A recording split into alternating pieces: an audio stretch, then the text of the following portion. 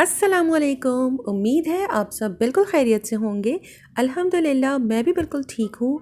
आज मैं आप लोगों के साथ बहुत ही मज़ेदार सी रेसिपी शेयर कर रही हूँ। मैं बना रही हूँ क्रिस्पी पोटैटो फिंगर्स और इसके साथ हम सर्व करेंगे cheese sauce as a dip.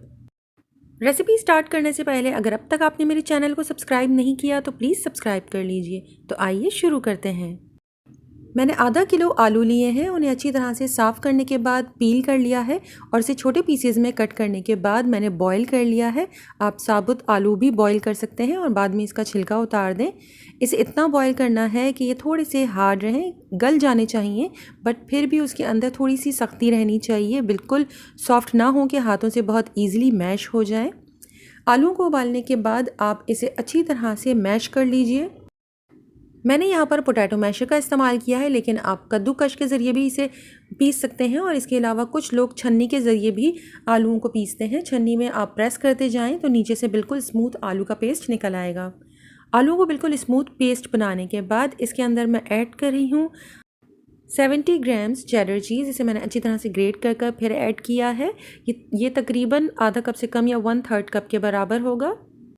साथ ही फ्लेवरिंग के लिए इसके अंदर ऐड कर दीजिए 1 चाय का चम्मच गार्लिक पाउडर, 1 चाय का चम्मच चिकन पाउडर, ऑप्शनल है, अगर आप यूज़ करते हैं तो ऐड कर दीजिए, अदरवाइज़ ओमिट कर दीजिए, और 1 चाय का चम्मच नमक।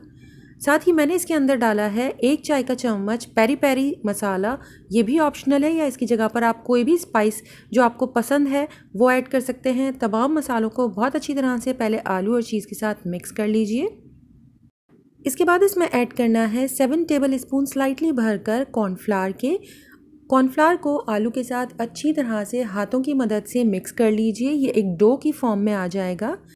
हो सकता है कि आपको 1 आध टेबल स्पून एक्स्ट्रा या फिर कम कॉर्नफ्लावर की ज़रूरत पड़े, क्योंकि समटाइम्स अगर आलू में थोड़ा ज़्यादा मॉइस्चर होता है या ज़्यादा सॉफ्ट हो जाते हैं तो आपको एक्स्ट्रा कॉर्नफ्लावर की ज़रूरत पड़ सकती है। और समटाइम्स अगर आलू बहुत ड्राई हो चुके हैं तो फिर आपको ज़्यादा कॉर्नफ्लावर ऐड करने की ज़रूरत नहीं पड़ेगी। आपको इसे इतनी अच्छी तरह से गूंदना है कि बिल्कुल डो की फॉर्म में आ जाए, और जब आप इसे क्लीन हैंड से टच करें तो ये आपके हाथों पर चिपकना नहीं चाहिए। आलूओं को डो की फॉर्म में लाने के बाद मैंने एक प्लास्टिक बैग ले लिया है जो कि ईज़िली मिल जाता है दूध दही की शॉप्स पर या फिर ग्रोसरी शॉप्स पर हमें सामान इसी में पैक हुआ मिलता है। इसमें आप आलू का मिक्सचर ऐड कर दीजिए। जिस साइज़ की आपकी शॉपर होगी इतना मिक्सचर आपको ऐड करना है और इसे अच्छी तरह से आप फ्लैट कर लीजिए। इसके लिए बेलन का इस्तेमाल भी किया जा सकता है और हाथों की मदद से भी आप इसे स्प्रेड कर सकते हैं। कोशिश करके स्क्वायर या रेक्टेंगल शेप का एक ब्लॉक रेडी कर लीजिए और इसकी थिकनेस ज़्यादा नहीं होनी चाहिए, तभी बहुत ज़्यादा क्रिस्पी और क्रंची आपके फिंगर्स रेडी होंगे। आप ये प्रोसेस सिलिकॉन मैट के ऊपर रखकर भी कर सकते हैं, लेकिन सिलिकॉन मैट के ऊपर पहले डो को रखें, इसके ऊपर कोई प्लास्टिक शीट फैला दें और रोलिंग पिन की हेल्प से इसे अच्छी तरह से स्प्रेड कर लीजिए। ब्लॉक को प्लास्टिक बैग से इजीली रिमूव करने के लिए मैंने इसे सिज़र से कट कर लिया है। इसके बाद आप नाइफ़ की हेल्प से इसके फिंगर्स कट कर लीजिए। साइज़ आपकी अपनी चॉइस के ऊपर है, चाहे तो आप लॉन्ग फ्राइज़ बना लीजिए या फिर आप नॉर्मल जो फ्राइज़ की साइज़ होती है उस साइज़ का कट कर सकते हैं।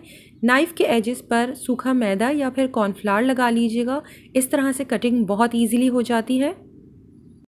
इस तरह से फिंगर्स को रेडी करने के बाद आप इसे फ्रीज़ भी कर सकते हैं, और फ्रीज़ होने के बाद जब आप इसे फ्राई करेंगे तो वो रिज़ल्ट बहुत ज़्यादा बेटर होता है।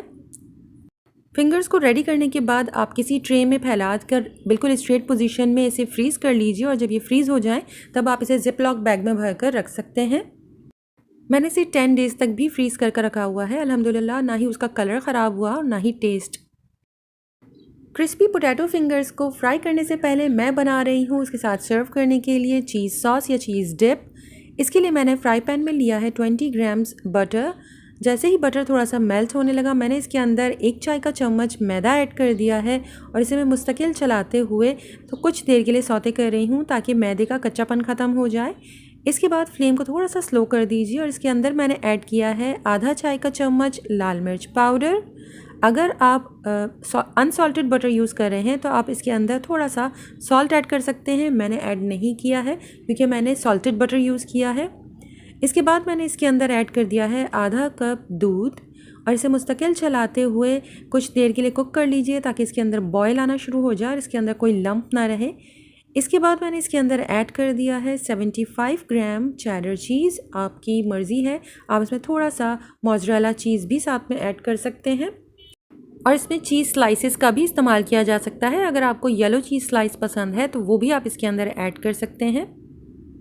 अब इसे मुस्तकिल चम्मच चलाते हुए इतनी देर कुक करना है कि थोड़ा सा थिक होना स्टार्ट हो जाए।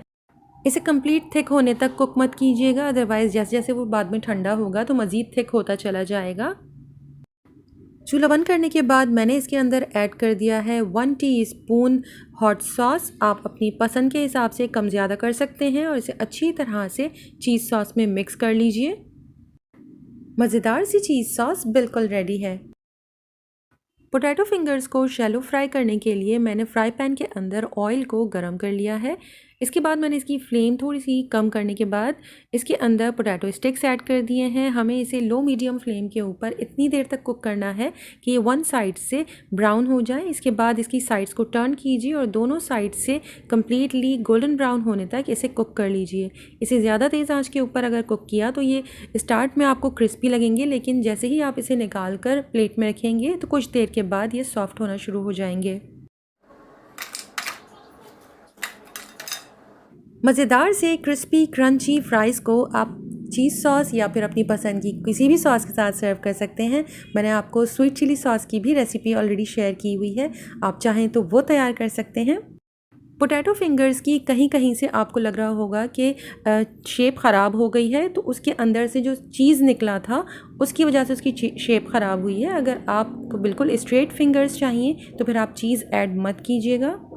वीडियो अगर आपको पसंद आई हो तो प्लीज़ लाइक शेयर कमेंट कीजिएगा और मेरे चैनल को सब्सक्राइब करना मत भूलिएगा।